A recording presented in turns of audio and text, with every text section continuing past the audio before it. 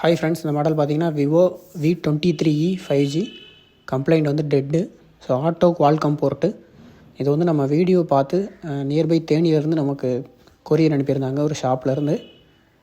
So இதை வந்து நம்ம ஃபஸ்ட்டு CPU வந்து நம்ம ரீஃபிக்ஸ் பண்ணி பார்த்தோம். ப்ராப்ளம் சேம் தான். ஸோ ஸ்டோரேஜ் ஐசி எடுத்து செக் பண்ணதில் SCSI ரீடு 10 எரர் F64 மூலியமாக.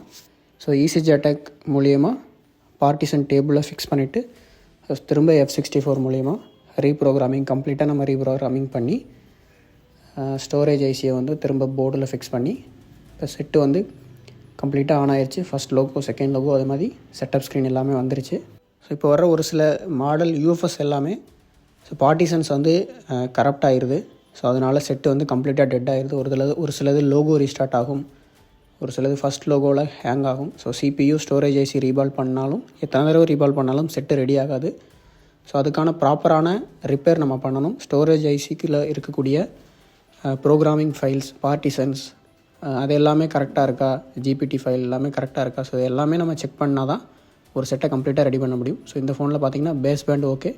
ஸோ அதே மாதிரி டபுள் IMEI நம்பரும் ஓகே. ஸோ இதை கம்ப்ளீட்டாக நம்ம ரெடி பண்ணி ரிட்டன் அவங்களுக்கு கொரியர் அனுப்பியாச்சு.